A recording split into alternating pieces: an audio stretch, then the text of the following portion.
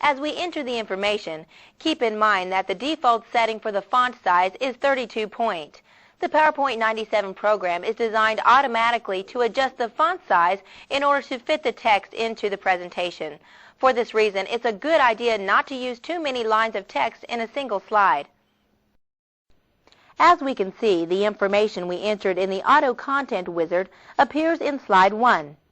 However, in Slide 2, the word Introduction appears, along with a brief description of the type of information that the Auto Content Wizard suggests for that slide. Using the mouse pointer, let's place the insertion point at the beginning of the word Introduction, and then we'll erase it by pressing the Delete key. The page icons and the square bullets that appear in the outline are used to mark the beginning of a new paragraph. Therefore, we need to be careful when we are working to make sure that we don't delete them. But if we accidentally remove an icon or bullet, clicking on the Undo button from the standard toolbar can restore it.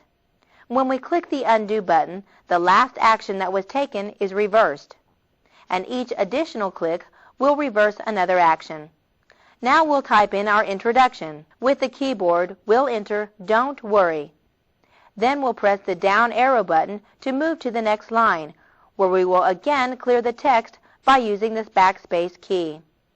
And then we'll type in the rest of our introduction. Anxiety is a natural state that exists anytime we are placed under stress, and giving a presentation to a large group of people will almost certainly cause some stress. Using the backspace key, let's erase the second line of text in Slide 2, and then move the insertion point to Slide 3. In the top line, we'll type, "Does any of this sound familiar?" And then, in the next line, we'll type, "If so, follow these simple steps to help control your anxiety." If we want to add an additional bullet, we simply press the Enter key and another bullet will appear. Next, let's demote the third line by clicking on the right arrow button from the Outline toolbar. The Demote and Promote buttons are used to change the level of selected line. Now we can finish entering our information. We'll type Organize.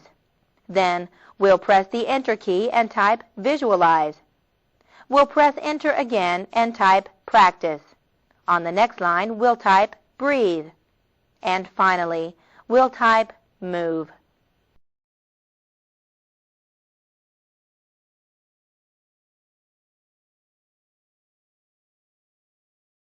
Although this presentation is not that large, there may be times when we are working with several pages of information. This can make it very difficult to view the entire outline structure. In the Outline toolbar is the Collapse All button. When this option is selected, the outline is reduced to show only the titles of each slide. Then, to expand the outline, we click on the Expand All button.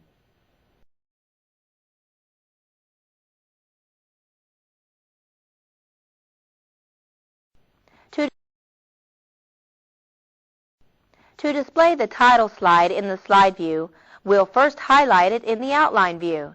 Select the Slide View button at the bottom of the presentation window. The slide view of Slide 1 will immediately appear. If we want to move to another slide, we can click on the Next or Previous Slide buttons, which are located at the bottom of the vertical scroll bar. Click on the double-headed down arrow button. The next slide is displayed.